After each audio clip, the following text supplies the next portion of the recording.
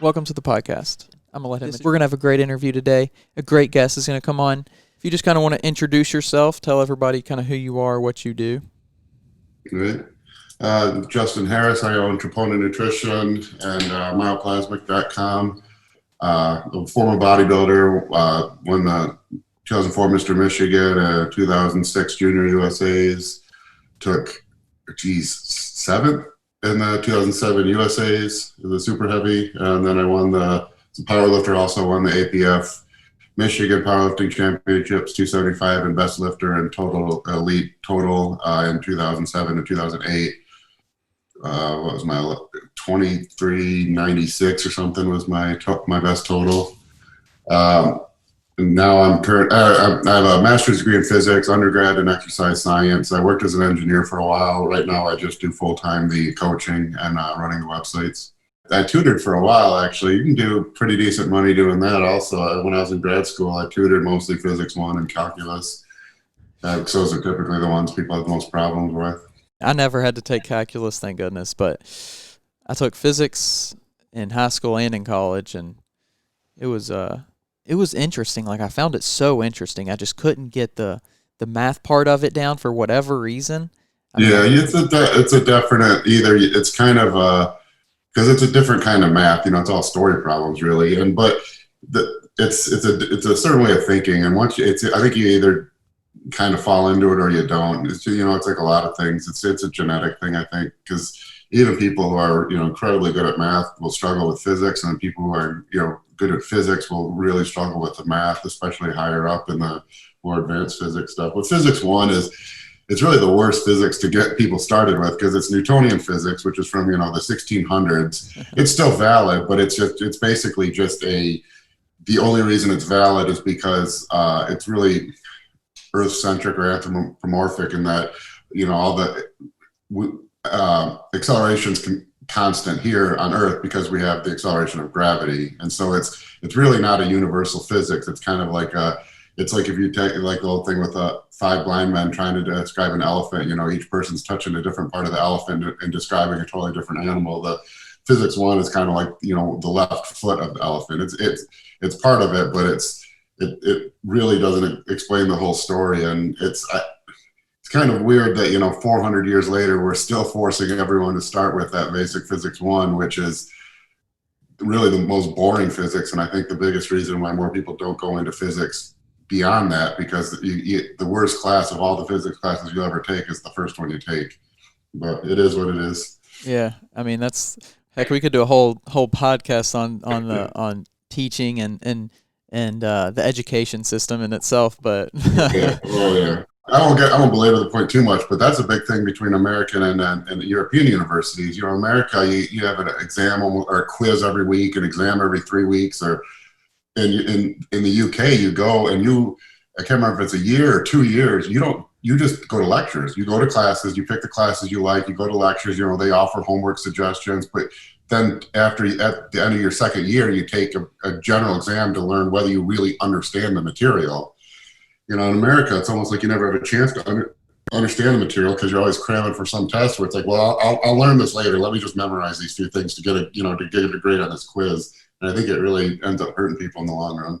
I can't imagine going from one system to the next. I probably would have failed out. Me as an 18-year-old, not having any accountability for 2 years. Yeah. But at some point you got to stop babying kids, and I think it holds Americans back, because when the European grad students would come into grad school, they were even after 3 years of undergrad, they always seemed more advanced than we were with 4 years of undergrad. Of course, their school system's even more different in that they don't really have any general electives. If you want to study physics, that's all you study. If you want to study engineering, you don't have to take an English class or a history class. You just do engineering. And so they really go quicker, and their 3-year degree is kind of more advanced than our 4-year degree. But the best grad schools are still in America, so we do something right, I guess. What really pushed you into the physics side of things?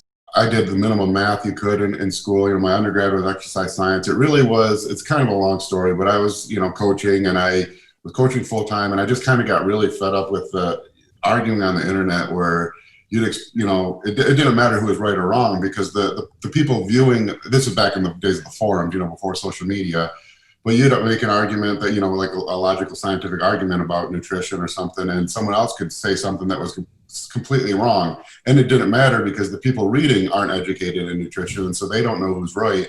They basically just assume whoever, types the longest or uses the most caps is the one who's right. So it just kind of got frustrating. So I was trying to think of something that was more pure, black and white, either it's correct or it's not. And so I started reading a couple physics books, never really planning to do anything with it. And then I got really interested and went back and took a couple math courses. Actually, I never took calculus either. I taught myself Calc 1, and I took Calc 2 and Calc 3 at the same time at a local university, not really planning anything from there. And then I took a modern physics and another physics class. Anyways, and then I just decided to go back and do the full thing. I took a couple of classes for 2 semesters, and then applied to grad school, got in, and then was there for 3 years, got really burned out, realized that as much as I liked physics, I was never going to make a major contribution to the greater body of physics. There's the level of thinking at that high end is just so absurd that I realized I was just going to be another cog in the wheel, maybe put out a research paper every now and then, but it wasn't what I wanted to do with my life. So I ended up just leaving with my master's and going back to what I was doing before, which is coaching. Gotcha. I also have a bachelor's degree in exercise science, and I really enjoyed, the curriculum and especially just my professors made it so, understandable. And even though I wasn't like a physics whiz or anything like that, all the physical side of it, when I had something I could grasp and I could like understand with it, that's when it kind of clicked for me. Yeah, oh no, that's the biggest thing. I always say that if you want to be a nutrition coach or a bodybuilding coach or anything, the first thing, if you can learn thermodynamics, I mean, that's where the whole calorie in versus calorie out thing stems from. If you can really understand that, everything else becomes really crystal clear. If you can apply, because I mean, that's what physics is. It's just how the world works, and so if you can apply it to a specific thing, in this case, how energy is created or how energy is utilized in the body from the food we eat. It's a powerful tool. The best way to learn something is to teach it, to try to explain it to someone else or apply it to something, because then you learn exactly what you know and don't know. And the things you don't know, you have to figure out how to know them because you're applying it now to something. How did you get into really working out, or what really pushed you into it? I always wanted to. I don't know what did it. It was, I think, around like 1987 or 88, the Arnold, no, it wouldn't have been the Arnold then. Maybe it was 89 Arnold. That was the first. There was a bodybuilding show on TV when I was a kid. I want to say like 87 or 88. And I was just kind of mesmerized by it. And I remember trying to draw what they looked like, that night. And I was a kid of the 80s, with Arnold and Rambo. And so muscles were kind of everything. And so for whatever reason, I was just kind of a little kid. I think for my like 7th or 8th birthday, I'd already asked for a weight set, and I would goof around in the basement. But the biggest thing for me was that around age 14, I love sports. I was good at baseball, but I was really kind of undersized, kind of skinny fat. Part of it was that I was a late bloomer. My family, the men in my family are all really big and large and muscular, and it just hadn't hit me yet. But I was just kind of fed up with it, and I can actually remember the exact thing. There was a show called The Real World, and there was a guy in there named Eric Neese, who I'm sure if I look back now probably had no muscles at all, but he maybe had a couple abs or something. I remember thinking he was muscular, and I was like, you know what, screw this. I'm figuring out how to do that. And so I was only like 14 or 15, so I asked my mom to drive me to the local gym in town, which was a racquetball club that just had a small little weight area, and sign me up for a membership. And I'd go there every morning before school, and then just completely fell in love with it from there, and then I knew when I went to college, that's what I wanted to learn.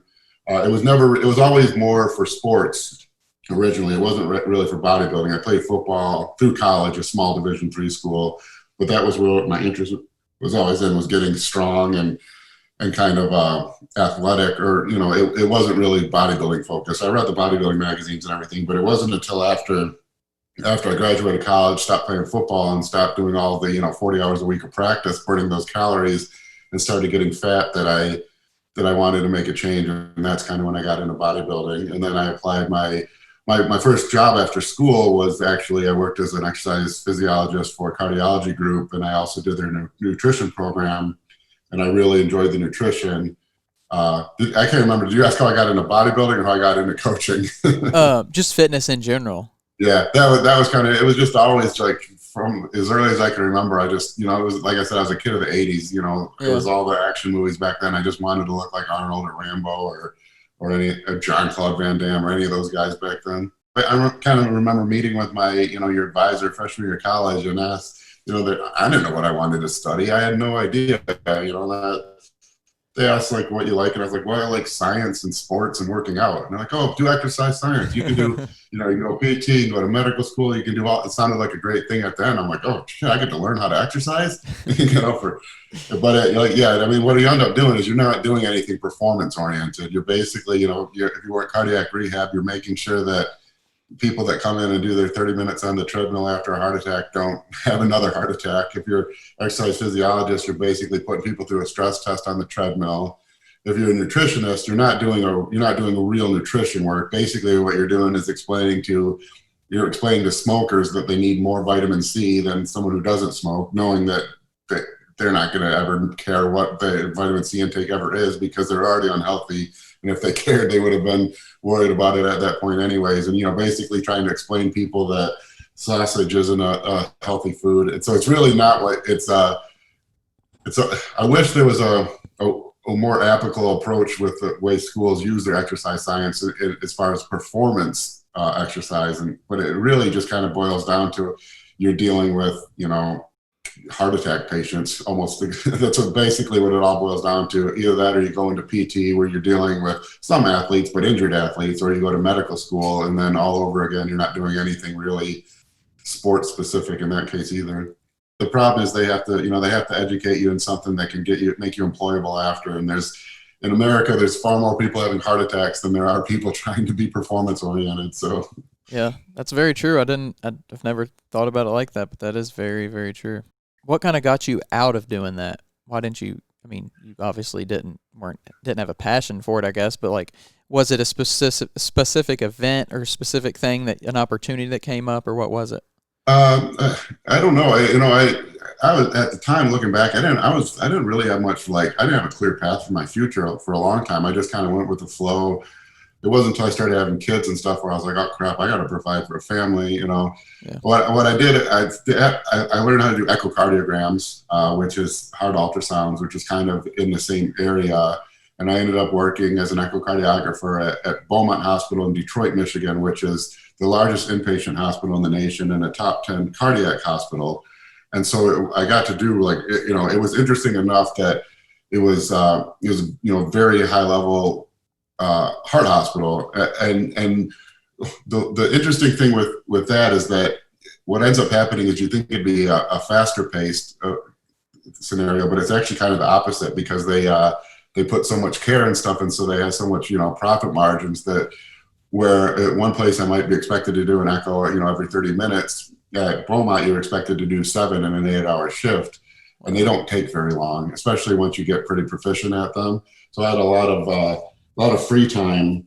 So I didn't really, I just kind of sat there, and then from there started building my coaching business, and it got to the point there where it just grew to where it was earning more than I was at my real job, and I just made the decision to do it full time. So it was never like a switch got flipped or anything. It was just kind of the way things rolled out, I guess. I gotcha.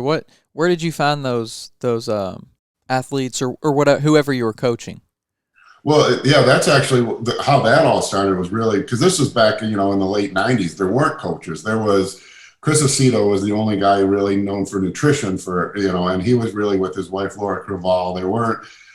There was Chad Nichols, but Chad Nichols was really known more as a guy that would peak you for, the final week in contest. He was kind of the main guy, and Milos a little bit, but Milos was kind of more known as a personal trainer. So there weren't prep coaches back then. There were like 3 people ever. And I had been helping people locally, just, helping them with their diet. But what ended up happening was I was getting ready for the Mr. Michigan, and I was working full time. I was bouncing on the weekends, and I was trying to prep for a bodybuilding show, doing cardio twice a day. I didn't have a free second. And so someone wanted me to help them. And I just, said, no, I'd love to. I don't have time. And he's like, well, I'll pay you. And that was the first time it really crossed my mind. I was like, oh yeah, you can make money doing this. And so I don't remember what I charged them. but I did that and it started snowballing. And then I was on a forum called Muscle Mayhem that Chad Nichols ran. And this was like the biggest forum. This is where all the pros and stuff posted on. This is, 2002-ish. And I started getting more clients on there. And I kind of joked to my wife, I was like, this is kind of taking off. Maybe I should make a website. And this is, the same thing. This is 20 years ago. Even websites weren't that, not everyone just had a website. And so she couldn't sleep one night and she created some website. We named it Troponin Nutrition because my name on all the forums at the time was either troponin or tropomyosin, which I use it because it's a part of it's involved in a muscular contraction. Right. But unfortunately, troponin is also the cardiac marker for a heart attack. So, 20 years ago at the time, I didn't think anything would come of it. So I didn't really, plan on naming my business Heart Attack Nutrition. It went from there, and then the big, it kind of built up over a couple of years, and then the big break was in 2005. David Henry had won a contest as a pro bodybuilder, and a guy named Darren Dudash messaged me through Muscle Mayhem and asked if I did his diet. And I was like, oh no. And I think because Dante Trudell, BC training, I think was helping him. And I think he must have got us confused. And I said, no, I didn't do his diet. I know Dante was training him. I said, but I do diets, And he said, oh, would you help me prep for the Junior Nationals and then help me and my girlfriend? And she was going to prep for the USAs, and that was Ann Sheehan. And, this is 16 or 17 years ago. And I'm actually, Ann's doing a contest next week as a pro bodybuilder now. I'm still working with her almost 20 years later. Wow. But anyways, they brought over Elena Seipel, who was a top female bodybuilder, and Chris Perticari, who ended up taking second to Phil Heath that year at the Junior Nationals, Yeah. And so anyways, long story short, I had 7 people, all of them placed in the top 5 at the Junior Nationals that year, and it just kind of snowballed from there. And from then on, it was a legitimate business, where I was working with a lot of competitors. It built up slowly for a couple of years, but then the 2005 Junior Nationals are really what kind of took it off and made it a legitimate career, I guess. I was really lucky that with Muscle Mayhem, that's where everyone was kind of at. And I was just I've never advertised. It's always been word of mouth. And that's really been my business model where, you see a lot of guys trying to get, 200,000 Instagram followers or something like that. And that's great. But, coaching isn't a high volume thing. I charge $250 a month, or if you buy a year at once, it's only $150 a month. But for $250 a month, I don't need 200,000 people. I can't coach 200,000 people. Right. Even 100 people, it would be $25,000 a month.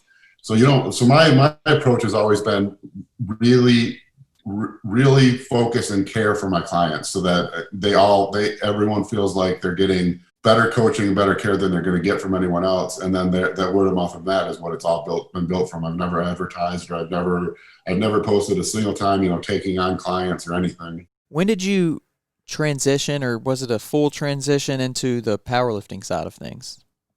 It really wasn't. I was just, the way it started actually was I just liked lifting heavy. I didn't know, I'd always trained in smaller gyms. I never trained with a power lifter. And so I didn't know really, I knew the problem was. This was the mid 2000s when everyone was using triple ply gear. And so when I'd see the numbers powerlifters were putting up, I would think, well, geez, I'm pretty strong, but I'm not doing a 1,200 pound squat, not realizing that they were wearing, a squat suit. Right. And so somehow I got linked to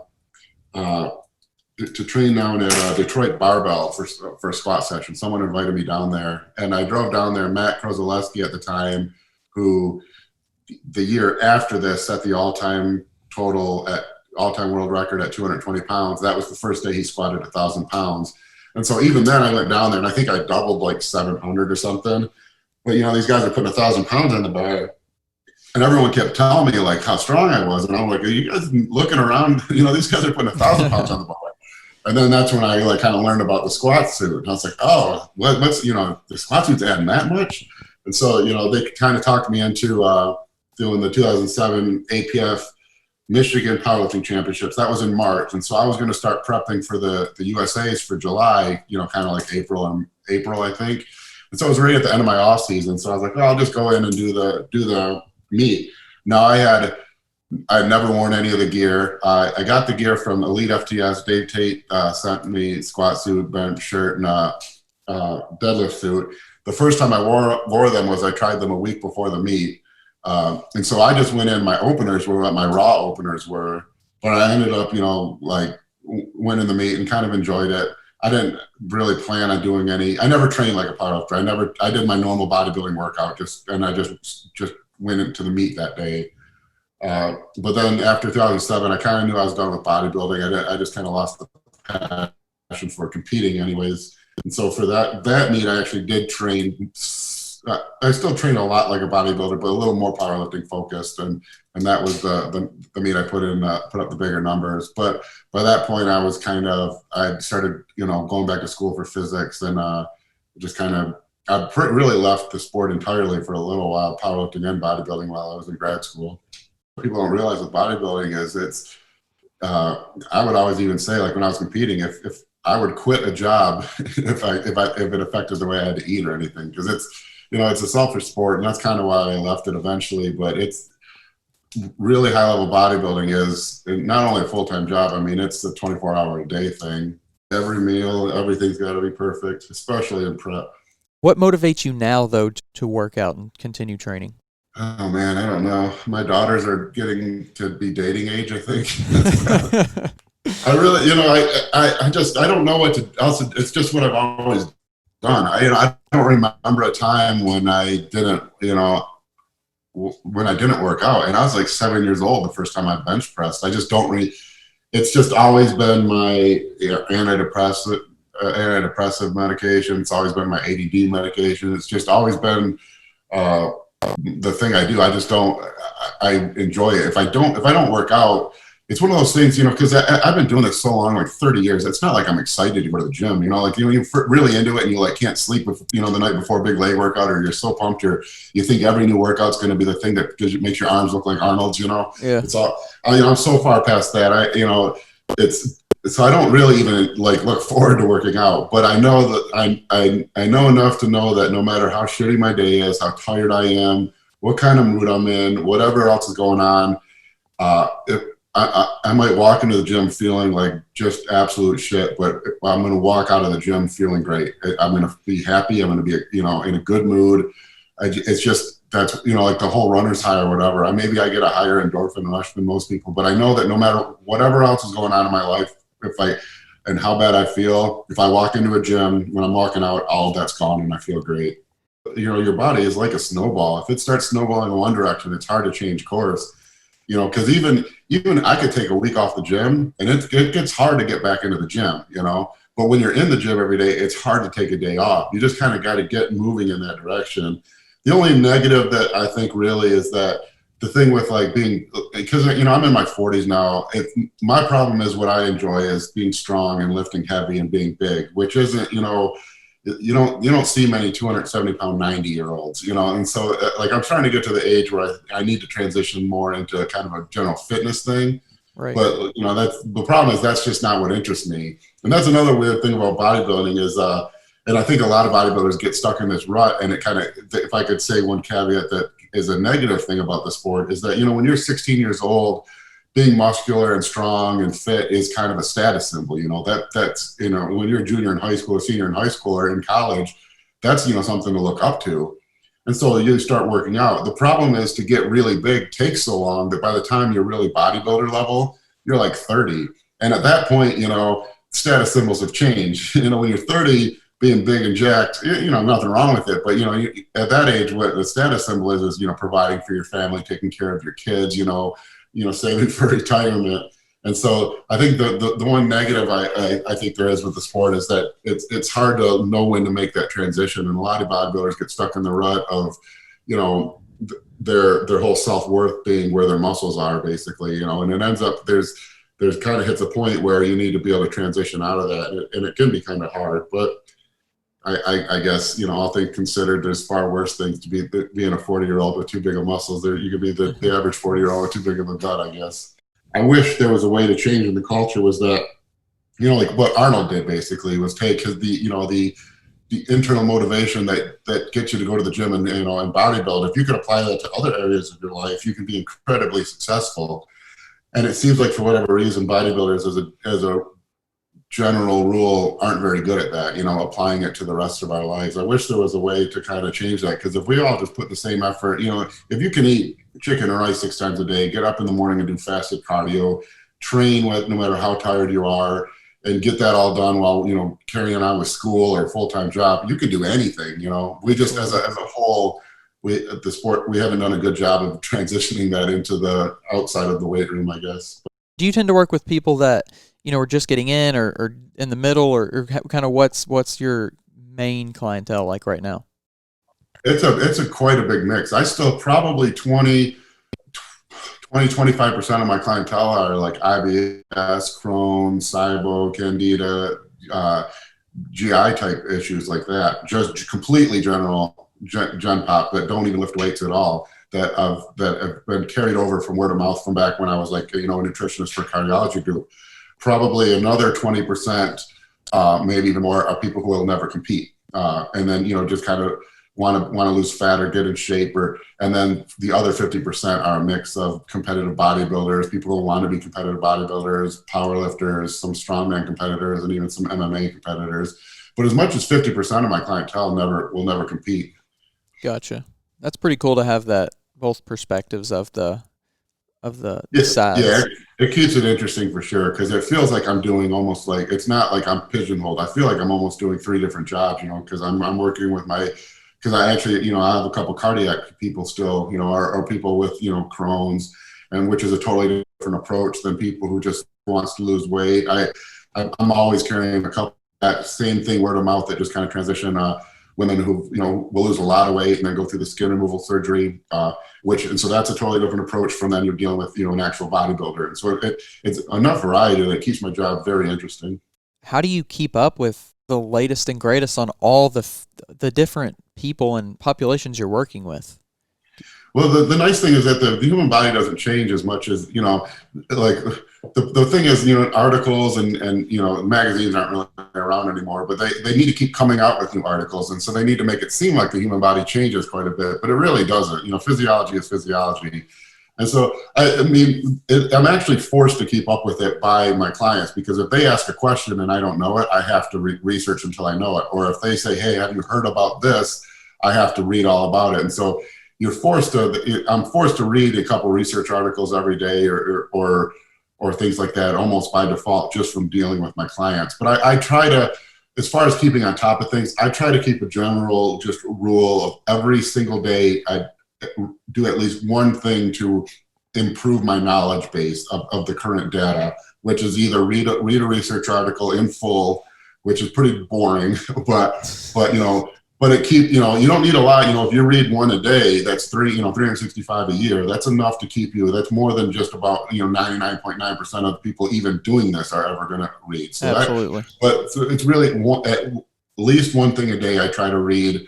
Research article, learn about a new, like blood flow restrictive training is kind of big now, or different things will come in and out of phases. What's that newbie machine now, the electrical EMS stimulation, which comes around about every 20 years, because I remember when that was big in the late 90s also.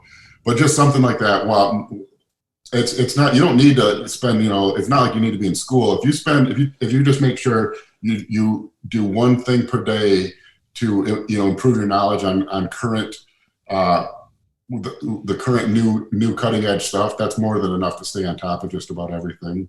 Probably my biggest thing, my favorite thing to do, is kind of internalizing the knowledge. And so what I would do early on would be to make sure I really understand what was happening is I would imagine myself eating a carbohydrate, and I would try to track that carbohydrate through every process from it goes in your mouth and salivary amylase starts breaking up the complex carbohydrates into simple sugars. Then how it goes into the gut and how it has to be broken down into simple sugars before it goes into the bloodstream through the small intestine. And then when it goes in the bloodstream of the small intestine, and it raises blood sugar levels, how insulin responds to that. And I would try to trace it from complete start to finish, everything from, okay, now insulin's elevated. What does insulin do? Well, one of the things, insulin's a mild diuretic, and insulin increases sodium reabsorption in the kidneys. And insulin's a ligand binding system. And so what it does is, when the insulin binds to the cell, it shuffles some proteins around, because that's how ligand binding systems work. And, you don't know all that at the first time, but you start tracing it through, and then you really quickly find a sticking point, and you say, okay, I don't know what happens at this point. That's something I can Google, or back then I couldn't Google. Back then I had to open a physiology book.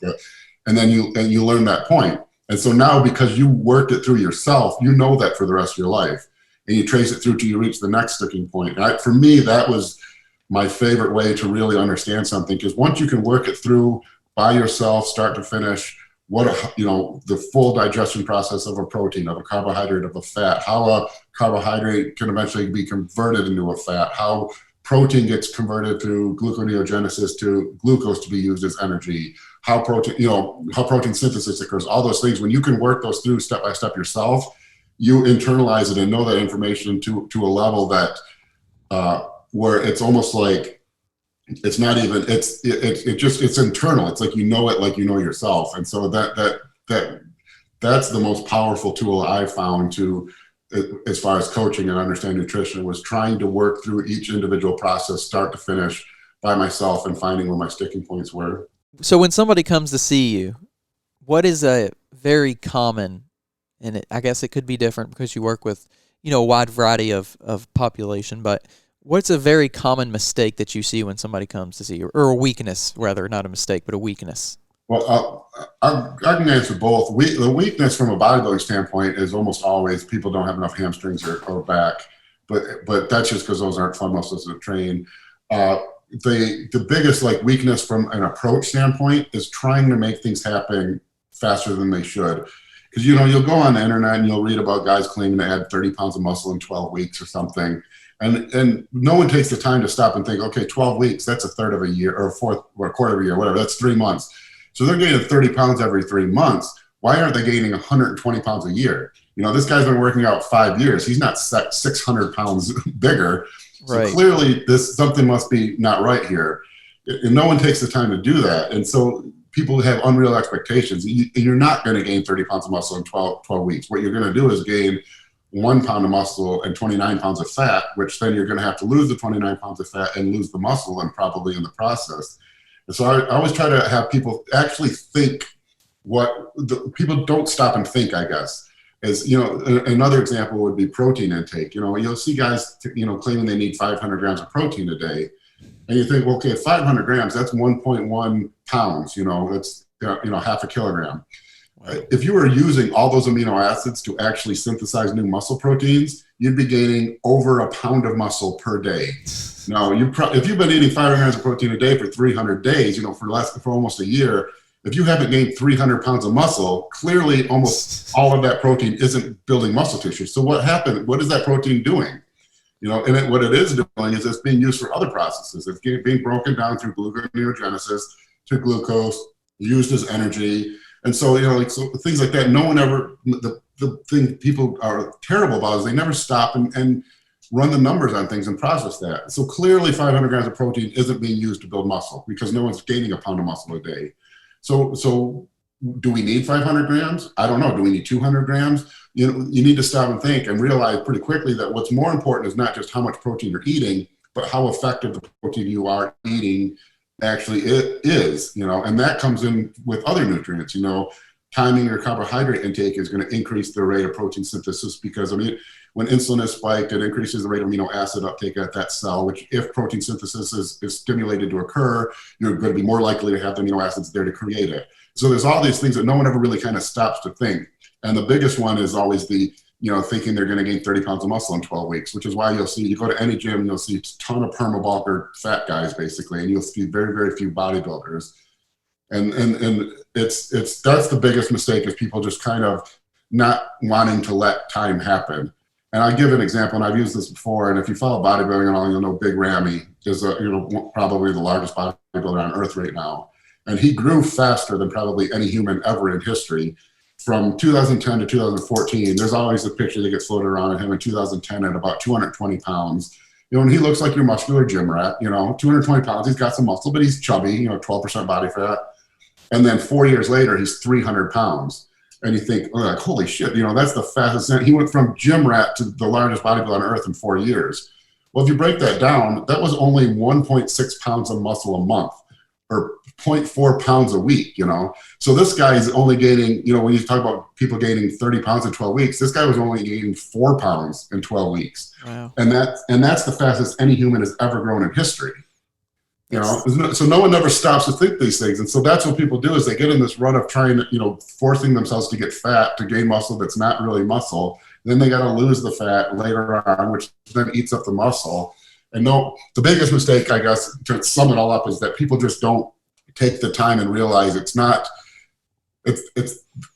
building muscle or increasing performance or doing anything isn't a matter of making crazy leaps in progress in short periods of time. It's a matter of doing the right things consistently every day, day after day, and letting enough time pass for those things to build up in progress. With weight loss clients, especially females, it's because they'll come to me at 190 pounds or something, and they want to be 130 pounds, and they don't realize, they think they're going to lose that in 3 weeks or something, and so if you do the math, to lose a pound of fat a week, you need to be 500 calories. You have to be in a 500 calorie deficit every day.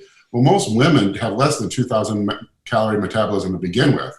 So to be in a 500 calorie deficit, it means they might be eating 1,400 calories a day. That's really low calorie. That's already hard. And that's only to lose 1 pound a week.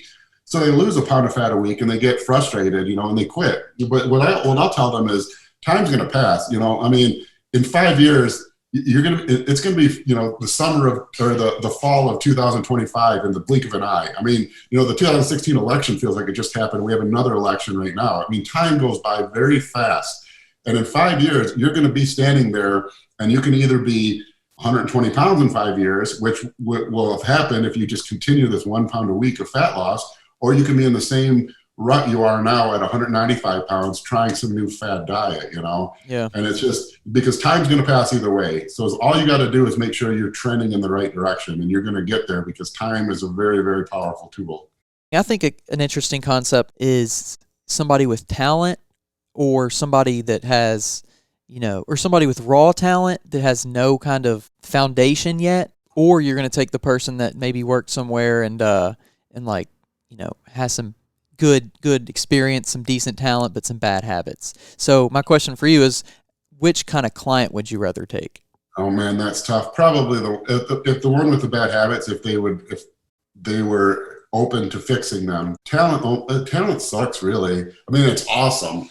You have, for every LeBron James or Ronnie Coleman, who's extremely talented, and also has a work ethic, there's 100 Jamarcus Russells who have incredible talent who just completely waste it. And it's far, far, far, if you're playing the percentages, it's far more likely that someone where things come to extremely easy for them aren't going to see something to finish than it is someone who has to work for it. And so talent is great, but if you're playing the numbers, you're going to have more success. You go back to the stock market thing again, a stock with a good valuation that's got good profit margin, shows good potential for growth, but might not be a gangbuster, like Enron was or something, is always a better bet in the long term. You love to take the chance on the talent, that the talent might be someone like a Ronnie Coleman who has the talent, who also has the work ethic. But when things come easy, the work ethic almost always does not come with it. So I personally, I would probably prefer the person who might not be, they have to have some talent, obviously, but someone who might not be quite as talented, but someone who's willing to put in the work. And that's what I always say. We're taking on a client. My only requirement for a client is that you're willing to work hard. I don't care if you're a name. I don't care if you're a big talent. I want someone who's willing to work hard and someone who's excited to put in that work with me because they want to, utilize my knowledge. I'll take that 100 times out of 100 over someone who's extremely talented, but has a questionable work ethic. Not the greatest example because just the GOAT status that they have, but it kind of reminds me of somebody like Tom Brady, where people say he's a system quarterback. Like, if it wasn't for Bill Belichick, all this other stuff, like he wouldn't be is what he is. But I think it's just the difference between somebody that is willing to stick with a system, put in the work, long term. It's obviously he has a ridiculous talent, but I think it's that kind of person that you want on your side, is somebody that for sure sticks with it.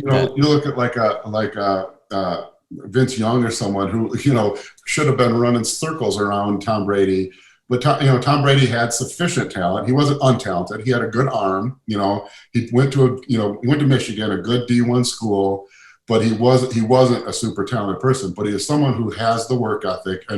And going back to time, that work ethic, when you put in the time, time is the great regulator always. If you have sufficient talent like he does, he's slow as hell, but he's got a good, he's got a good eye for the field. He's got a good arm, not great arm, but a good arm, good accuracy, and he's willing to put in the work. And then as time passes, that always beats talent in the end.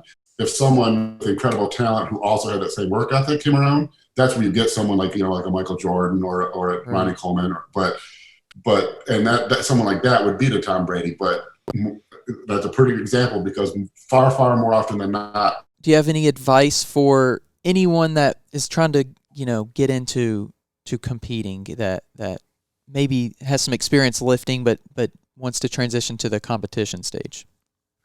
Oh man.